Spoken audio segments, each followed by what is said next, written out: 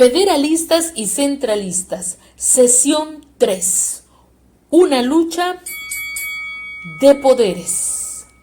El sistema de gobierno republicano federal estuvo vigente de 1824 a 1836. La vida política en México se fue desarrollando con la acción de grupos que respaldaban diferentes posiciones: el federalismo y centralismo. El federalismo indicaba que la república estuviera conformada por 3 poderes: ejecutivo, legislativo y judicial. Además, que estuviera organizada en estados libres y soberanos y con una cámara de diputados.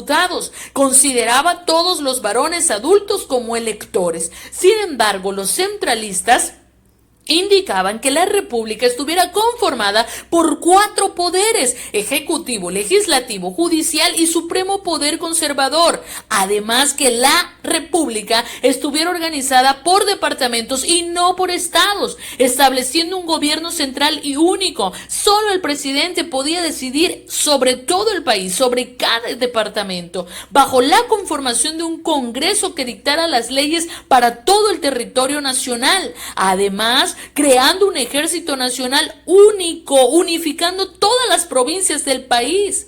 No se ponían de acuerdo. Esta lucha constante, estas diferencias provocaban levantamientos y un clima político inestable. Ante esa situación, los 2 grupos creyeron que al poner a 2 líderes al frente de la república de los diferentes grupos, tanto conservador como federal, las cosas se compondrían o por lo menos estarían vigilados. Entonces llega Santa Anna a la presidencia por el lado conservador y Valentín Gómez Farías por el lado liberal o federal a la vicepresidencia. Pero a Santa Anna no le gustaba la política y decidió irse a su casa. Entonces Valentín Gómez Farías asciende a la presidencia y establece reformas al ejército y al clero.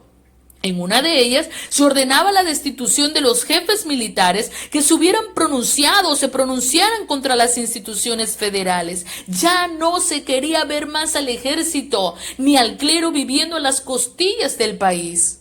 Esto obviamente provocó las protestas contra estas reformas por el grupo conservador, brindando para ellos una oportunidad para levantarse en armas y abolir el sistema federal. Así México volvió a ser una república central entre 1836 y 1846.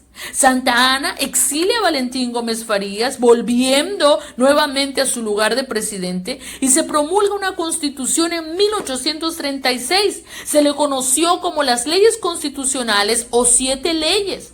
Mantuvo la división de poderes, pero estableció un 4º poder llamado supremo poder conservador. Solo la religión católica era permitida en estas leyes y la educación no era para todos, no era gratuita. Los estados se convirtieron en departamentos cuyos administradores eran designados por el presidente. Debido a la escasez de recursos y a los intentos federalistas de recuperar el poder, se produjo inestabilidad en México durante la mitad del siglo XIX. El cambio de una república federal a una central provocó la declaración de independencia de Texas, provocó que Estados Unidos invadiera a México y así quitarle el territorio tejano, aunque en esta época México no lo reconoció. Francia también aprovechó esta situación y exigió al gobierno mexicano el pago de diversas reclamaciones de comerciantes franceses residentes en el país y bloqueó el puerto de Veracruz. El gobierno mexicano no reconoció la independencia tejana y, no obstante, Estados Unidos incorporó este territorio a su país. La anexión se concretó en 1845, situación que desató la guerra entre México y Estados Unidos y la ocupación militar de los territorios de California y Nuevo México. En 1848, el ejército estadounidense ocupó por más de medio año la capital de la República. Los mexicanos no presentaron una defensa eficaz por la inestabilidad política interna que distrajo hombres y recursos destinados para atender esta guerra. Con el Tratado de Guadalupe Hidalgo, firmado en 1848, a México no le quedó de otra y tuvo que ceder a Estados Unidos de América los territorios de Texas, Nuevo México y la Alta California.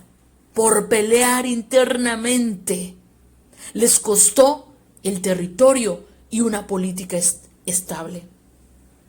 ¿Qué nos enseña esto? Perder la brújula al pelear o discutir siempre nos llevará a perder lo más valioso que podamos poseer en la vida, ya sean oportunidades o lo que hayamos ganado y sobre todo nuestra paz interior y alrededor.